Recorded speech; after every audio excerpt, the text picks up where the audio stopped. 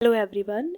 इससे previous video में हमने देखा था कि जो लाइट है उसमें किस तरीके से रिफ्रैक्शन होता है, क्या कारण होता है, ऑप्टिकली डेंसर मीडियम क्या है, ऑप्टिकली रेयरर मीडियम क्या है, और जब डेंसर से रेयरर की तरफ लाइट रे ट्रैवल करता था तो उसमें क्या बेंडिंग होती थी, या फिर रेयर से डेंसर होता तो किस तरह से बेंडिंग होती थी।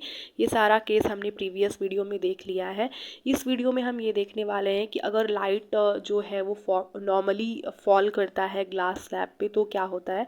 तो फिगर में आप देख सकते हो, बिल्कुल क्लियर है फिगर में कि हाँ यहाँ पे कोई लाइट रे है और बिल्कुल ही ये नॉर्मली जो है ग्लास स्लैब पे परपेंडिकुलर हुआ है। जैसे मान लेते हैं यहाँ पे आप लाइट रे, एक रे को दिखाया गया है, बट यहाँ पे एक रे की बात नहीं हो रही है, यहाँ पे बीम ऑफ लाइट की बात की गई है। तो यहाँ पे बहुत सारे जो है लाइट रेस अगर 90 डिग्री पे या नॉर्मली फॉल करेंगे तो इनमें कोई भी डेविएशन नहीं होगा, ये उसी डायरेक्शन में, सेम डायरेक्शन में जो है आगे की तरफ बढ़ जाएगा। ऐसा क्यों होता है? क्योंकि मान लेते हैं जैसे यहाँ पे हमारे पास एक ग्लास स्लैब है और यहाँ पे बीम ऑफ लाइट जो है फॉल कर रहा है। बीम का मतलब है कि आपको कोई भी जो लाइट का बीम है वहाँ पे तो एक रे होगा नहीं ना, बहुत सारे रेज होंगे। तो मैं यहाँ पे रेज को दिखा रही हूँ कि बहुत सारे रेज हैं। अब जो है यहाँ पे लाइट वेव्स हैं, तो कुछ लाइट वेव्स जैसे कि यहाँ पे आ रहे होंगे लाइट वेव्स इस तरीके से, ढेर सारे लाइट वेव्स हैं। तो लाइट वेव्स जो टच कर रहा होगा इस ग्लास स्लैब को वो सेम टाइम में कर रहा होगा। जैसे कि मैं एक पर्टिकुलर लाइट वेव की बात करूँ, जैसे ये लास्ट वाला जो लाइट वेव है इसकी बात करूँ, तो अगर ये ग्लास स्लैब को टच करेगा, जैसे कि ये आते आते वेट, जैसे यहाँ पे मैंने एक ग्लास स्लैब बना दिया और यहाँ पे जो है लाइट ट्रैवल कर रहा है, और मैंने दिखा दिया कि यहाँ पे वेव है लाइट का, किस तरीके से वेव भी है। तो ये वेव मान लेते यहाँ पे टच हुआ है आते आते, तो आप देख रहे हो कि सेम टाइम में ये ग्लास स्लैब को टच हुआ है। मतलब एक पूरा जो वेव है वो जो ग्लास स्लैब को टच किया है ना, वो एक ही टाइम में किया है। ऐसा नहीं है कि कुछ पार्ट लेट से टच किया है ग्लास स्लैब को और कुछ पार्ट पहले टच कर लिया है। लेकिन इससे जो प्रीवियस केस हम लोग देखते थे जहाँ पे वो एक एंगल बनाते हुए लाइट रे पड़ता था, इंसिडेंट होता था ग्लास स्लैब पे, तो वहाँ पे क्या होता था कि लाइट वेव में कुछ पार्ट जो होते थे वो पहले ही टच कर जाते थे ग्लास को, जिसकी वजह से उसमें स्पीड ऑफ चेंजेस भी पहले ही हो जाता था।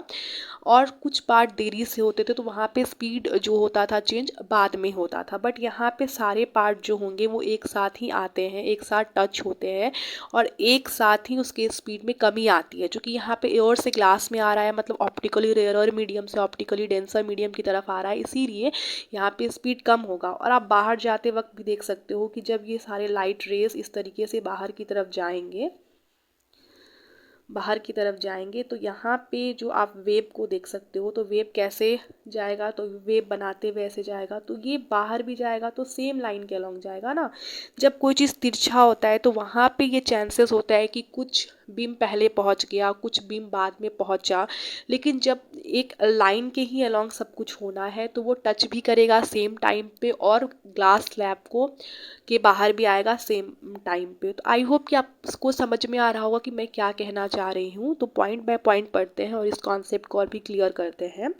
जैसे यहाँ पे है कि the ray of light which is incident normally on a plane glass slab passes undeviated. मतलब अगर कोई ऐसा लाइट रे है जो कि नॉर्मली इंसिडेंट हो रहा है, 90 डिग्री बनाते हुए इंसिडेंट हो रहा है ग्लास स्लैब पे, तो वो पूरी तरीके से अनडेविएटेड होगा, उसके पाथ में कोई भी डेविएशन नहीं होगा। लेकिन इससे प्रीवियस केस में हमने देखा था, बट वहाँ लाइट रे परपेंडिकुलर या नॉर्मल नहीं था, वहाँ पे कुछ एंगल बनाते हुए वो इंसिडेंट हो रहा था। अगर कुछ एंगल बनाते हुए होगा तो वहाँ पे डेविएशन होगा। When a beam of light consisting of light waves and traveling in air falls perpendicularly to the surface of glass slab, then all the parts of light waves, यहाँ वही बताया गया है कि वेव्स जो हैं लाइट वेव्स के, उसके सभी पार्ट्स जो हैं ग्लास स्लैब को सेम टाइम पे टच किए हैं। ग्लास स्लैब को जैसे ही टच किया उसके बाद सेम टाइम पे वहाँ से बाहर भी आए हैं। तो टच होने के बाद वहाँ पे स्लो डाउन भी जो हुआ है सेम टाइम में हुआ है। Due to this no change in direction of light takes place, इसी वजह से वहाँ पे बेंडिंग या डायरेक्शन में चेंजेस नहीं होता है। Next point is similarly all the parts of the light waves of the beam of light traveling glass slab come out of the glass slab into air, और सभी जो लाइट वेव्स हैं वो glass slab के बाहर भी आए हैं तो सेम टाइम पे आए हैं। इसी वजह से वहाँ का जो स्पीड में चेंजेस हुआ है बट डेविएशन नहीं हुआ लाइट में।